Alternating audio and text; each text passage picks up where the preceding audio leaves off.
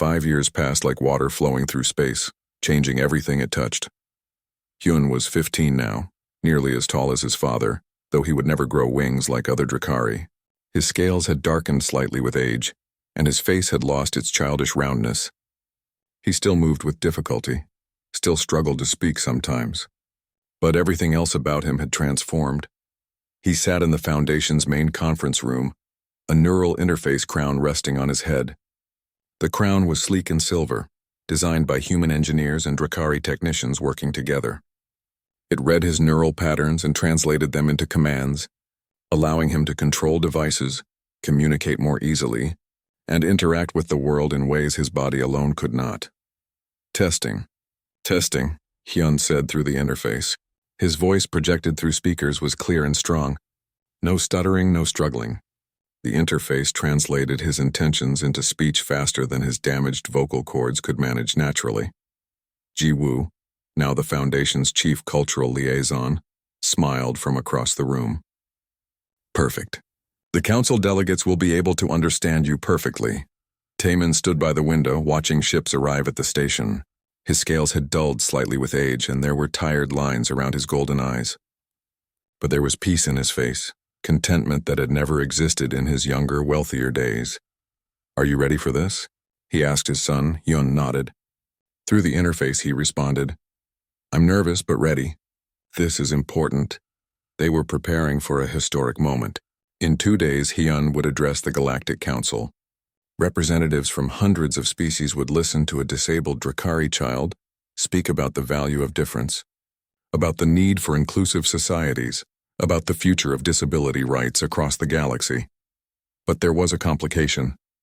A Drakari delegation had arrived at the station yesterday, and they had requested a private meeting with Taemin.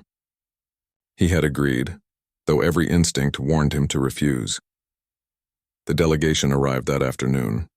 6 Drakari, all elderly, all wearing traditional robes marked with the symbols of their homeworld's ruling council. They looked uncomfortable in Taemin's modest office, clearly expecting the grand residence he once owned. The leader was an ancient female named Sumin. Her scales were nearly white with age, but her eyes were sharp and calculating. Taemin, she said, her voice formal, we come with difficult news and a difficult request. Speak, Taemin replied, his tone neutral. Sumin glanced at her companions before continuing. Our homeworld is facing a crisis.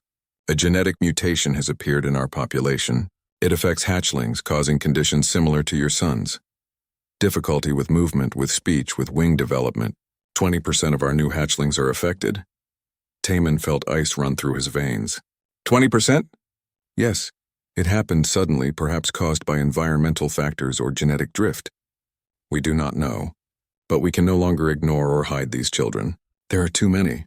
Her voice hardened. We need help. We need the Foundation's expertise. We need the adaptive technology you have developed. We need the educational methods you use. The irony was not lost on Taemin. 5 years ago, these same elders had condemned him. They had supported his father's decision to disown him. They had called his work with disabled children a betrayal of Drakari values. And now they needed him. Why should I help you? Taemin asked quietly. You abandoned your own children when they were different. You called them defective, worthless. You supported the cruelty that drove me from our homeworld. Sumin lowered her head. You are correct. We were wrong. We were cruel. But these children are suffering now. They need help that only you can provide. We are asking, not demanding, please. The word please from a Drakari elder was unheard of. It showed true desperation. Taemin looked at Ji-woo, who had been silently observing. She met his eyes and he saw the answer there. He already knew what Hyun would say. His son had taught him that forgiveness was stronger than revenge, that helping was better than hurting. I will help, Taemin said, but on one condition. You must publicly acknowledge that these children have value. You must change your cultural attitudes. You must stop treating difference as defect. The elders looked at each other. This was asking them to overturn thousands of years of tradition. But they had no choice. Agreed, Sumin said finally. We will change. We must change. Our survival depends on it. 2 days later, the Galactic Council convened. The massive chamber held thousands of representatives from across known space. Humans sat alongside Drakari, who sat alongside insectoids, aquatics, crystalline beings and species whose forms defied easy description. Hyun stood at the central podium, the neural interface crown gleaming under the lights. Taemin and Jiwoo stood to the side watching. Taemin's hearts pounded with pride and fear. Hyun began to speak, his voice projected clearly throughout the chamber. 5 years ago, I performed a dance at a cultural festival. It was not a perfect dance. My movements were limited, awkward. But it was my dance, and it changed my life. He paused, looking around at the assembled representatives. I am Drakari. In my culture, I should not exist. I should have been abandoned at birth. I am weak where we prize strength. I am limited where we prize capability. But I am here, and I have value. The chamber was silent, every being listening intently. Across the galaxy, there are beings like me. Different. Limited in some ways, but valuable in all ways. We are told we are broken. We are told we are mistakes. But we are not. We are simply different paths to the same destination, a meaningful life. Hyun activated a holographic display.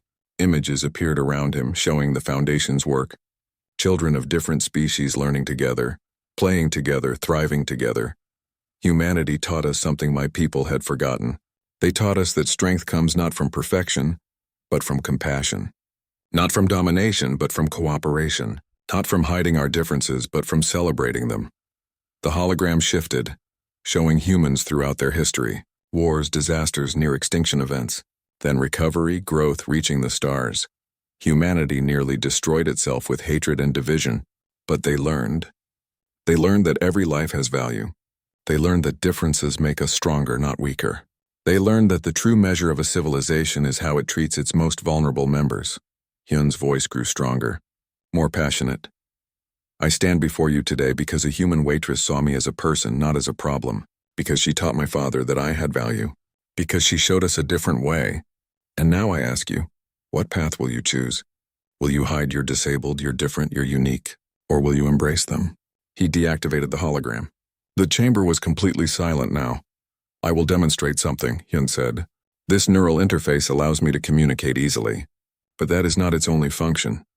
Watch. Music began to play. The same fusion piece from 5 years ago, Drakari drums meeting human piano. But now there was more. Holographic lights began to dance around Hyun, controlled by his thoughts through the interface. The lights moved in patterns that matched the music, creating a visual symphony. Then Hyun began to move. He stepped away from the podium into an open space. His movements were still limited, still awkward. But the holographic lights moved with him, extending his gestures, amplifying his intentions. Where his body could not go, the lights went. Where his limbs could not reach, the technology reached. It was a dance unlike any the council had seen. Not purely physical, not purely digital. A fusion, a collaboration between flesh and technology, between limitation and possibility. The performance was brief, perhaps 2 minutes. But in those 2 minutes, Hyun showed the entire Galactic Council what was possible when technology and compassion worked together. When the music ended, Hyun stood breathing heavily, exhausted but glowing with achievement.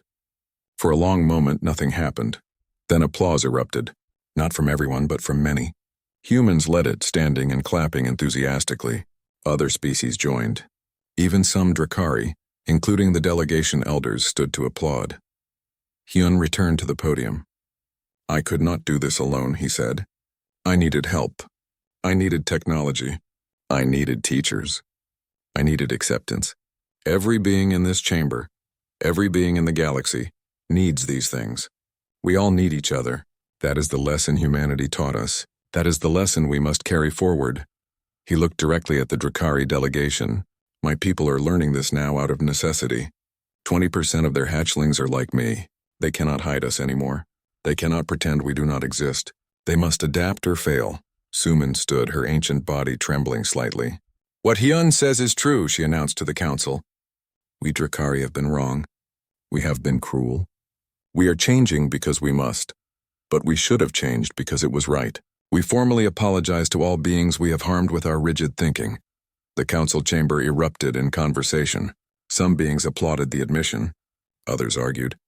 But change had begun, visible and undeniable. After the session ended, Taemin found Hyun surrounded by admirers. Young beings from different species, many with their own disabilities, asking questions, seeking hope. Hyun spoke to each one patiently, offering encouragement. Jiwoo appeared beside Taemin, and together they watched Hyun inspire a new generation. The applause was not universal. Taemin heard it clearly, the divide in the audience. Humans clapped enthusiastically, many standing. Several other species joined them, moved by what they had witnessed, but large sections of the crowd remained silent. Many Drakari sat stone-faced, their expressions ranging from disgust to pity. Some simply left, walking away as if the performance had been beneath their notice. Taemin didn't care. He rushed onto the stage and pulled Hyun into his arms. The boy was shaking with exhaustion and emotion, but he was smiling. Tears ran down his pale scales. "Happy tears, you did it," Taemin whispered. "You are magnificent." Jiwoo hugged them both, her own eyes wet. Around them, the applause continued from those who chose to clap. It was enough. It was more than enough. They left the stage together. Backstage, a few performers from other species congratulated Hyun. A human musician shook the boy's hand gently. An elderly alien with purple skin bowed respectfully, but the Drakari who had been waiting to perform next simply stared, then turned away. The walk back through the station felt different. People recognized them now. Some smiled. Others whispered and pointed. Taemin held Hyun's hand tightly, ready to defend his son if anyone said anything cruel. But that night, as Hyun slept peacefully in his room, exhausted but content, the real consequences began. Taemin's communication device lit up with messages. The first few he ignored, but they kept coming. Finally, he began reading them. His scales grew darker with each message. Business associates were withdrawing from deals. Trading partners were reconsidering their contracts. The messages varied in tone, some apologetic, others coldly professional. But the meaning was clear. Taemin's public display of emotion, his association with a disabled child, his use of primitive human methods had cost him respect in Drakari society. One message in particular cut deep. It was from Kwan, an old friend from the homeworld. "You have shamed yourself and your family," the message read. "To display such weakness publicly, to parade your defective offspring before the galaxy, shows you have lost your way. You are no longer Drakari. You are something less." Taemin sat in his office, surrounded by screens showing his shrinking empire, and felt anger burning in his chest. Anger at his own people, at their cruelty, at their inability to see value in anything different. 3 days after the festival, his father arrived at the station. Taemin had not seen him in 5 years, not since he left the homeworld with infant Hyun. The old Drakari stood in Taemin's home, his scales dark with age and anger, his presence filling the room like a storm. "I came as soon as I heard," his father said, his voice like grinding stones. "I hoped the reports were exaggerated, but they were not." "Hello, father," Taemin said calmly, though his heart raced. "Do not greet me as if this is a social visit," the old Drakari snapped. "You have brought shame upon our name.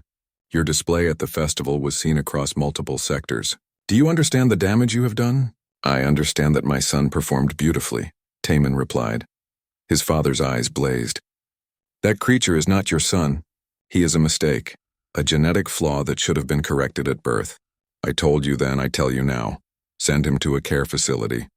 Let professionals deal with him. You can start over, have proper offspring." Something snapped inside Taemin.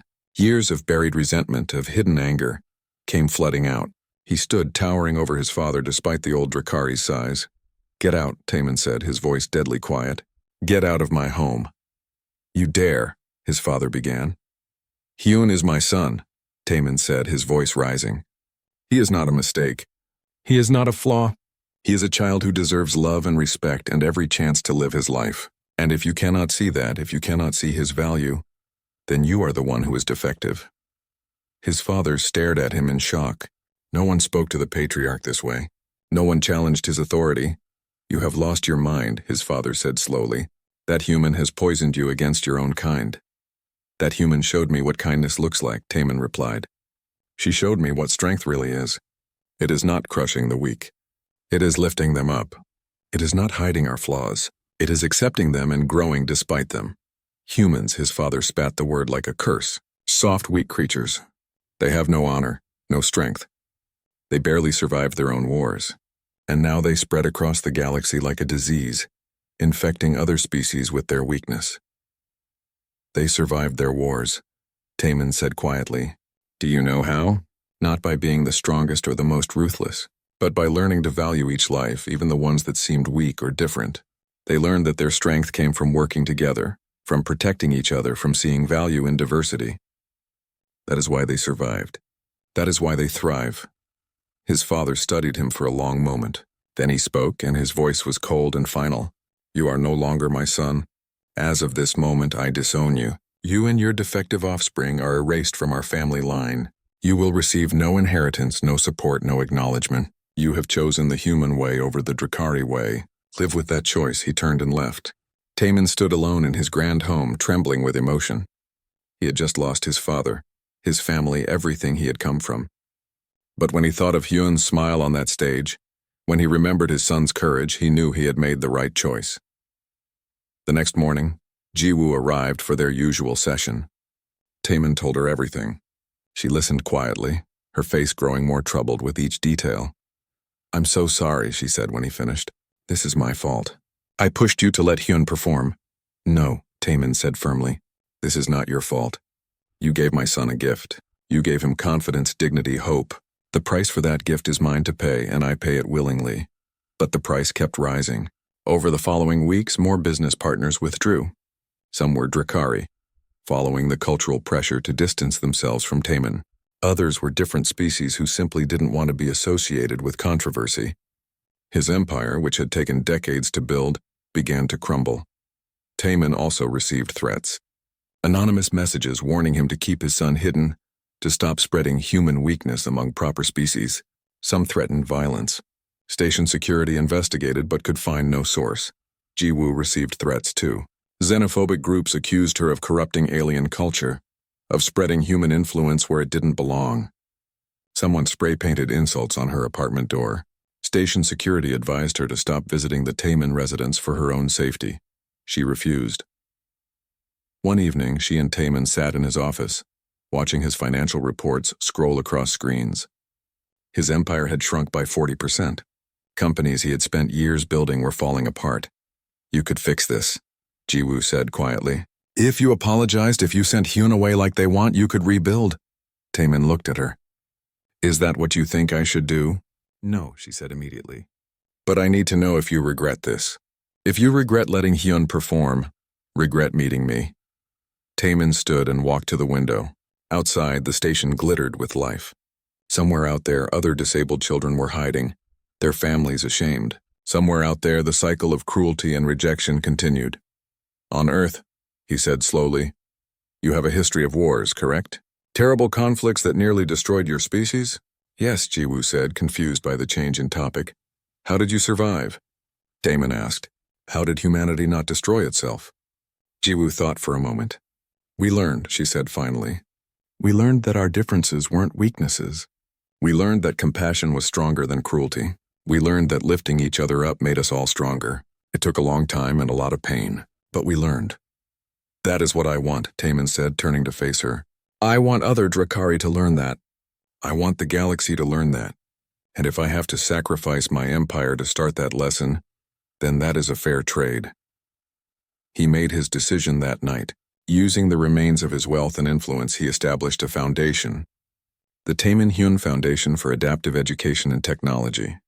It would focus on helping disabled individuals from all species, developing new technologies, funding research, creating schools where difference was celebrated rather than hidden. Humans were enthusiastic supporters. Several human governments donated funds and expertise. Other progressive species joined in. The foundation grew quickly, spreading across multiple stations and planets. But it cost Taman everything else. His business empire crumbled completely. He sold his massive residence and moved to a smaller home near the Foundation's headquarters. His old life, his old identity as a powerful business magnate disappeared. A new identity emerged. Taman the activist. Taman the father. Taman the bridge between species. 6 months after the festival, Hyun started attending a new school. It was run by the Foundation, a place where human teachers worked alongside alien educators. Children of many species learned together. differences acknowledged and accommodated rather than hidden. On Hyun's first day, Taemin watched his son walk into the building. The boy still moved with difficulty, still struggled with his words. But he walked with his head high. He was not ashamed. "Thank you," Taemin said to Jiwoo, who stood beside him. "For what?" she asked. "For showing me what my son could become," Taemin replied. "For showing me what I could become." Jiwoo started visiting 3 times a week. She came to Taemin's residence after her shifts at the restaurant, carrying her portable music player and an endless supply of patience. Taemin's home was massive, filled with expensive furniture and rare artifacts from across the galaxy. But Jiwoo ignored all of it. She only had eyes for Hyun. At first, Taemin watched from a distance. He stood in doorways or sat in corners observing these sessions. He told himself he was being protective, making sure this human didn't harm his son. But the truth was different. He was learning how to see his son through different eyes. Jiwoo brought music from Earth, old songs and new ones, fast rhythms and slow melodies. She taught Hyun to move his hands, his arms, his head in time with the beats. When he couldn't do something, she didn't push. She just found a different way, a way that worked with his body instead of against it. "Your body knows what to do," she told Hyun one afternoon. "We just have to ask it nicely instead of forcing it." Hyun laughed at that. His laugh was rough and broken, but it was real and beautiful. One day Jiwoo said something that stuck in Taemin's mind. They were taking a break, drinking water, and Hyun had struggled to pick up his glass. His hands had trembled and some water had spilled. "Disability isn't inability," Jiwoo said softly, helping him steady the glass. "It's just a different way of being. You're not broken, Hyun, you're just you. And that's perfect." Taemin had never heard these words before. In Drakari culture, there was only one way to be. Strong, fierce, capable. Anything else was failure. Anything else was shame. But this human spoke of difference as if it were natural, as if it were acceptable. The concept shook something loose in Taemin's understanding of the world. Weeks passed. Hyun grew stronger, more confident. His movements were still limited, still difficult, but there was purpose to them now. Direction. He wasn't fighting his body anymore. He was working with it. Then came the announcement. The station's annual cultural festival was approaching. It would be much larger than the small restaurant event. There would be performances from dozens of species in the central plaza. Thousands would attend. Each species could submit performers to represent their culture. Jiwoo had an idea. Taemin could see it forming in her eyes during one of their sessions. "What if," she said carefully, "Hyun performed at the festival?" Taemin's response was immediate. "No, just listen," Jiwoo pressed. "We could create a routine that works with his abilities. Seated movements, gestures, nothing too difficult. It would be beautiful." "No," Taemin repeated, his voice hard. "I will not allow my son to be humiliated in front of the entire station." "Why would it be humiliating?" Jiwoo asked. "He's been working so hard. He's made so much progress." "You do not understand," Taemin said, his scales darkening with emotion. "You do not understand what they will say, how they will look at him." "You're right," Jiwoo said quietly. "I don't understand. So explain it to me." Taemin stood and walked to the window. Outside, the station buzzed with life. Ships coming and going. Aliens of every species moving about their business. His empire stretched across 3 sectors. He controlled more wealth than most planets, but he could not protect his son from cruel eyes. "In Drakari culture," he said slowly, "physical prowess is everything. We are warriors. We are strong. A child like Hyun in our world would be considered defective, worthless. There are some who believe he should have been abandoned at birth." Jiwoo inhaled sharply. "That's barbaric. That is our way," Taemin said. "I left our homeworld to escape their judgment. Here on the station, I thought we could hide. I thought I could keep him safe." "Safe from what?" Jiwoo asked. "From living?" Taemin turned to face her. "From pain. From rejection. From the looks and the whispers." "He already has those," Jiwoo pointed out. "We can't protect anyone from being hurt. All we can do is teach them that they're worth more than other people's opinions." Before Taemin could respond, Hyun spoke. It was rare for him to speak without being asked a direct question. His voice was small but clear. "I want to try," he said. Both adults turned to look at him. Hyun's face showed determination mixed with fear. His hands twisted together nervously, but his eyes were steady. "Hyun," Taemin began. "I want to," the boy repeated. "Please, father." Taemin felt something break inside him. His son was asking for a chance. Just a chance to try, to be seen, to participate. How could he refuse? But the fear was overwhelming. What if Hyun failed? What if the crowd mocked him? What if this destroyed the fragile confidence they had worked so hard to build? Jiwoo seemed to read his mind. "What are you really afraid of?" she asked. "Are you protecting him? Or are you protecting yourself?" The question hit like a physical blow. Taemin staggered, leaning against the window.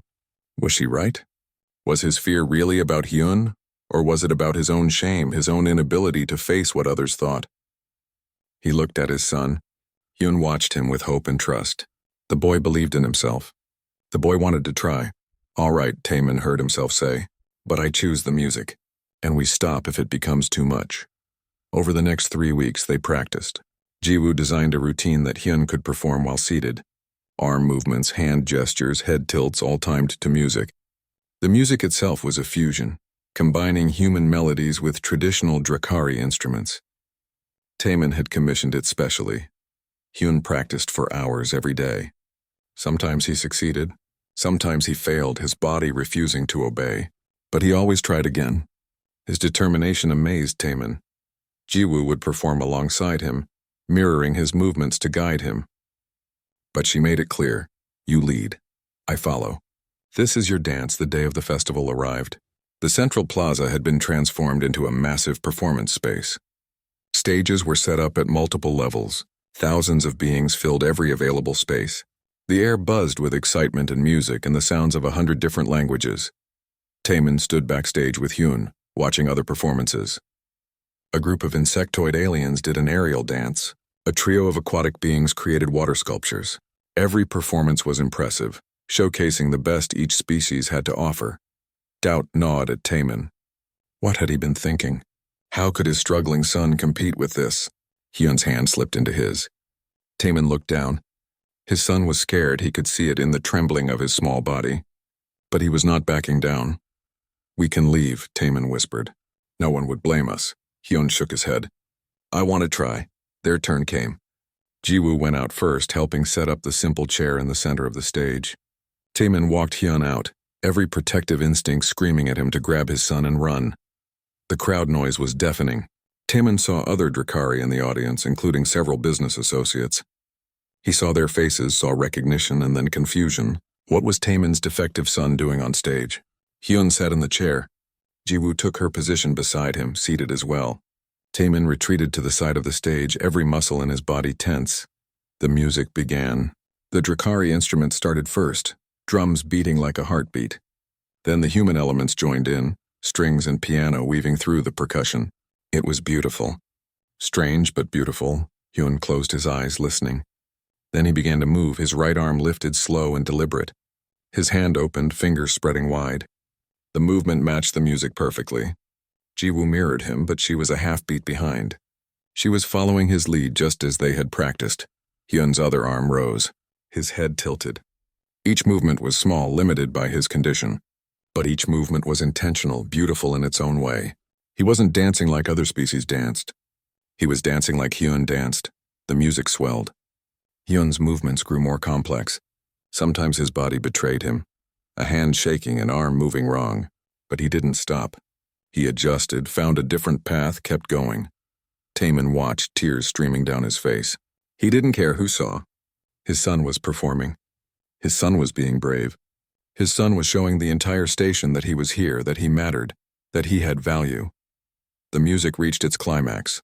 Hyun's final gesture was both arms raised high, reaching upward as if touching the stars themselves. He held the position for a long moment, then slowly lowered his arms as the music faded. Silence fell across the plaza. Then the applause began. 3 weeks passed and Taemin found himself returning to Starlight Terrace more often than usual. He told himself it was convenient, that the food was good, that Hyun enjoyed it. All of these things were true. But the real reason walked on 2 legs and wore a server's uniform. Each time they came, Taemin requested Jiwoo's section. The restaurant staff seemed surprised at first, but they quickly learned to accommodate him. After all, he was Taemin. What he wanted, he got. Jiwoo treated them the same every visit. She greeted Hyun warmly, asked him questions, waited patiently for his answers. She never rushed him. She never finished his sentences for him. She gave him the dignity of his own voice, even when that voice struggled to emerge. Taemin watched these interactions carefully. He began to notice things. The way Jiwoo's eyes crinkled when she smiled. The way she moved her hands when she talked, using gestures to help Hyun understand. The way she remembered small details from previous visits. "How did your book turn out?" she asked Hyun one evening, crouching beside his chair as usual. "Did you finish the story about the space pirates?" Hyun nodded eagerly, his face brightening. He had shown her his reading tablet 2 visits ago, proud of the adventure story he was working through. She had remembered. One evening, as Jiwoo took their order, Taemin made a decision. "May I speak with you after your shift?" he asked. "I have a question." Jiwoo looked surprised but nodded. "I finish in about an hour. I can meet you in the station's garden plaza if that works." The garden plaza was a public space filled with plants from different worlds. Artificial sunlight streamed through carefully designed panels. The air smelled of flowers and earth. Taemin and Hyun waited on a bench near a fountain. When Jiwoo arrived, still in her uniform, she sat down beside them. She looked curious but not worried. "I wanted to ask you something," Taemin began. The words felt awkward in his mouth. He was not used to asking for help. "You are good with my son. Better than anyone else." "Why?" Jiwoo smiled softly. "He's a great kid. Why wouldn't I be good with him?" "Others are not," Taemin said bluntly. "They avoid him. They treat him like he is broken." "He's not broken," Jiwoo said immediately. There was steel in her voice, surprising strength from such a small creature. "He's just different." "Different?" Taemin repeated the word slowly, as if tasting it. Jiwoo looked at Hyun, who was watching the fountain, mesmerized by the dancing water. "I had a younger brother," she said quietly. "Back on Earth, he had cerebral palsy." "Do you know what that is?" Taemin shook his head. "It's a condition that affects movement and muscles. He struggled to walk, to speak like Hyun does. But he wasn't broken. He was just wired differently." She paused, her eyes distant with memory. People used to stare at him too. Some were cruel. "But my mother taught me something important. She said that every person has value. Every person has something to offer the world. We just have to be patient enough to see it." "Your brother?" Taemin asked carefully. "Where is he now?" "He died 3 years ago," Jiwoo said softly. "An infection. His body was weak." She wiped her eyes quickly. "But before he died, he learned to play piano. Not with his hands, he couldn't control them well enough. But with special technology, he made beautiful music. He showed everyone that his difference wasn't a limitation. It was just a different path." Taemin felt something crack inside his chest. This human understood. She truly understood. "On Earth," Jiwoo continued, "we learned a lot about helping people like my brother. Music therapy, movement therapy, adaptive technology. We learned that the brain can find new pathways if we give it the right tools and encouragement." "Music therapy?" Taemin asked. Jiwoo nodded. "Rhythm and music can help people with movement difficulties. It gives the brain something to focus on, something to follow. It can make movement easier, more natural." Before Taemin could respond, an announcement echoed through the plaza. The station was hosting a cultural exchange night at the restaurant in 2 days. Music and food from different worlds would be featured. All species were invited to celebrate together. Hyun tugged on Taemin's sleeve, his eyes bright with interest. He loved music. Taemin had noticed this. In their home, Hyun would listen to recordings for hours, his face peaceful, his body relaxed. But Taemin hesitated. Crowds overwhelmed Hyun. Loud noises frightened him. The last festival they attended had ended badly, with Hyun having a panic attack, his body seizing up, unable to move or speak. "Would you like to go?" Jiwoo asked Hyun directly. The boy nodded, then looked worriedly at his father. "We will see," Taemin said non-committally. But 2 days later, against his better judgment, Taemin brought Hyun to the festival. The restaurant had been transformed. Decorations hung from every surface. Musicians from different species played instruments Taemin had never seen. The noise was tremendous. They sat at their usual corner table, but even here the sound was overwhelming. Taemin saw Hyun beginning to panic. The boy's breathing quickened. His hands gripped the table edge, knuckles white. His eyes darted around, looking for escape. Taemin stood ready to leave. This had been a mistake. But then Jiwoo was there, appearing beside their table. "It's pretty loud, huh?" she said to Hyun, her voice calm. Hyun nodded frantically, his face pale. "Would you like me to try something?" Jiwoo asked. "Something that might help?" Taemin wanted to refuse, wanted to take his son home where it was safe and quiet. But something in Jiwoo's eyes stopped him. "Trust," they seemed to say. "Just trust me." He sat back down. Jiwoo spoke quickly to another server, then returned with a small portable music player. She tapped it, and different music filled the air around their table. Not the loud, chaotic festival music. Something softer, gentler. Human music, Taemin realized. Piano notes flowing like water. The contrast was immediate. The harsh festival noise faded into the background, replaced by this peaceful melody. "This is called classical music," Jiwoo explained. "It's very old, from Earth. Watch."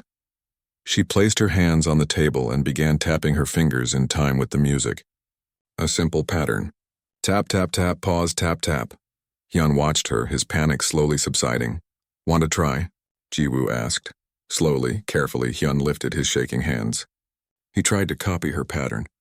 His first attempts were off rhythm, his fingers not quite obeying his commands. But Jiwoo just smiled and kept going, showing him again and again. Taemin watched in amazement. Gradually, Hyun's taps began to match the rhythm. His face showed intense concentration, but also something else. Joy. Pure, simple joy. Other diners began to notice. Some humans smiled and nodded approvingly. A few aliens looked curious. But some of the Drakari at nearby tables sneered.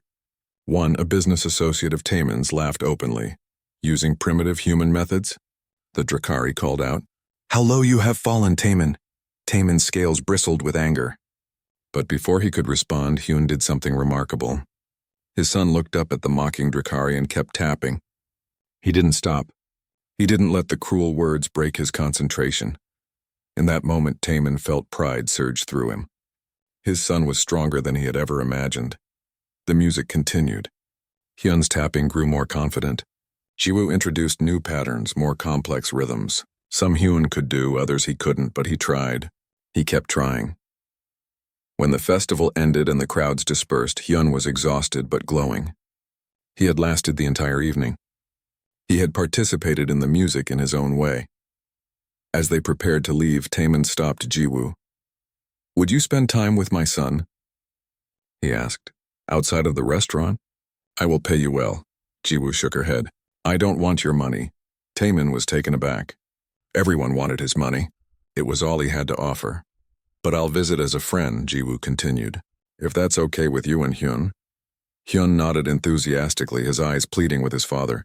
Taemin found himself nodding as well. As a friend, he agreed, though the concept felt strange. He had business associates. He had subordinates. But friends? He couldn't remember the last time he had a friend. As they walked home through the quiet station corridors, Hyun's hand in his, Taemin realized something had changed. For years, he had been trying to protect his son by hiding him, by keeping him safe from cruel eyes and crueler words. But this human woman had shown him a different path. Not hiding, not protection, but participation, dignity, growth. It terrified him, but it also filled him with hope.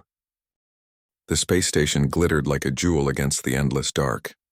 Nexus Prime was home to thousands of aliens from across the galaxy. Ships came and went every hour, bringing traders, tourists, and the very wealthy.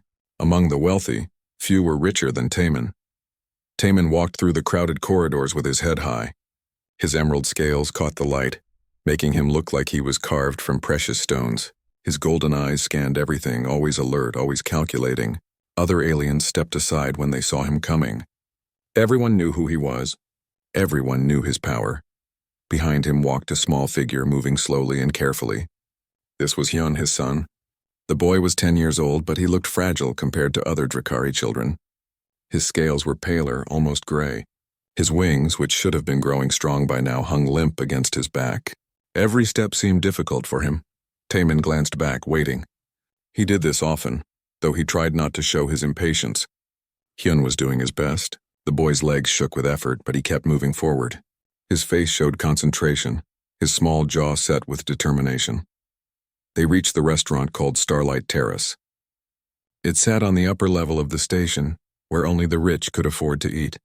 Through massive windows, diners could watch ships arriving and leaving, could see stars stretching forever into space.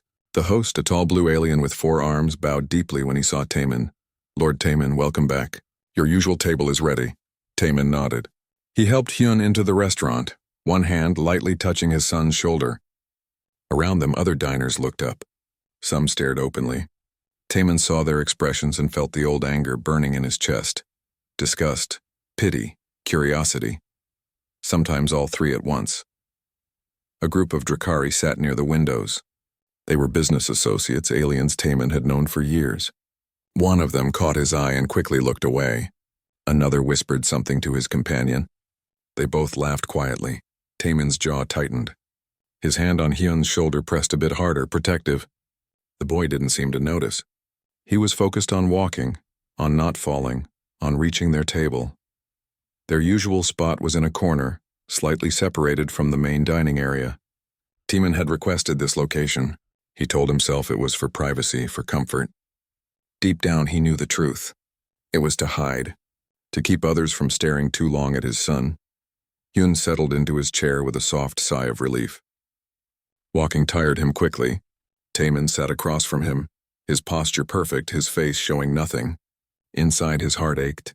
He watched his son struggle to pick up the menu. Watched the way Hyun's hands trembled slightly. "Would you like your usual?" Taman asked gently. Hyun nodded, then paused. His mouth opened as if to speak, but the words got stuck. His face showed frustration.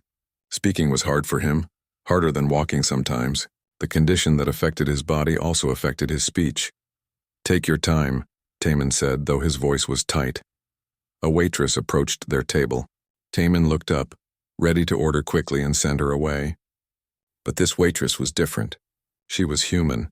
Taman had seen humans before. They were everywhere in the galaxy now, spreading out from their small blue planet like seeds on the wind. Most aliens found them strange. They were weak compared to many species, soft-bodied and fragile, but they were clever and adaptable. And there were so many of them. This human was young, probably in her early 20s. She had dark hair pulled back in a simple style and warm brown eyes. Her name tag said Jiwoo in both human letters and galactic script. She smiled as she approached, and the smile reached her eyes. "Good evening," she said. Her voice was friendly, not overly formal like most servers used with important customers. "My name is Jiwoo, and I'll be taking care of you tonight." Taman nodded curtly, ready to order for both of them. But Jiwoo did something unexpected. She walked around to Hyun's side of the table and crouched down. She didn't tower over the boy. She brought herself to his eye level. "Hi there," she said to Hyun directly. "What would you like to eat today?" Taman tensed. Most servers ignored Hyun, directing all questions to Taman instead. They treated the boy like he was invisible or like he couldn't understand. Taman had learned to accept this, to order for his son and move on. Hyun's eyes widened with surprise. His mouth opened again. The words were there. Taman could see them in his son's eyes, but they wouldn't come out. The boy's face flushed with embarrassment. "That's okay," Jiwoo said calmly. "Take all the time you need." "I'm not in a hurry." She waited. She didn't look away. She didn't show discomfort or pity. She just waited with patience and genuine interest. "Pasta," Hyun finally managed. The word came out rough and broken, but it came out. Jiwoo's face lit up. "Great choice. We have really good pasta here. Would you like the red sauce or the white sauce?" "Our red," Hyun said, and this time it was easier. "Perfect. And would you like some bread to start?" Hyun nodded, and then for the first time in weeks he smiled. Taman stared at this human woman. Something tight in his chest loosened just slightly. When was the last time someone had treated his son like a normal child? When was the last time someone had shown such simple, uncomplicated kindness? Jiwoo stood and turned to Taman. "And for you, sir?" Taman ordered without really thinking about it. His mind was elsewhere, watching this human, trying to understand what made her different. She took their order and left, moving to her other tables with the same cheerful energy. Throughout the meal, Taman observed her. She checked on them twice, asking Hyun directly if the food was good, if he needed anything else. Each time she crouched down to speak to him at eye level. Each time Hyun's responses came a little easier. When the meal ended and Taman paid, Jiwoo returned with a small dessert. "This is on the house," she said, placing it in front of Hyun. "You did great with your meal. I hope you come back soon." As they left the restaurant, Hyun tugged on Taemin's sleeve. Taemin looked down at his son. The boy was trying to speak again, his face showing concentration. Thank you," Hyun managed, looking back at Ji-woo. Ji-woo heard him from across the room. She turned and waved. "You're very welcome. See you next time." Her warmth was genuine. There was no artificiality, no forced politeness. Just simple, honest kindness. As they walked back through the station corridors, Taemin's mind churned. Something had shifted tonight.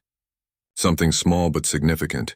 For the first time in a very long time, someone had seen his son as a person, not as a problem or a tragedy. That human waitress had done something in 5 minutes that others couldn't do in years. She had made Hyun feel normal. She had made him feel seen. Taemin glanced down at his son. Hyun was tired from the walk, but there was a lightness to his expression that hadn't been there in months. The boy was still smiling, still thinking about the kind human who had listened to him. In that moment, though Taemin didn't know it yet, everything had begun to change.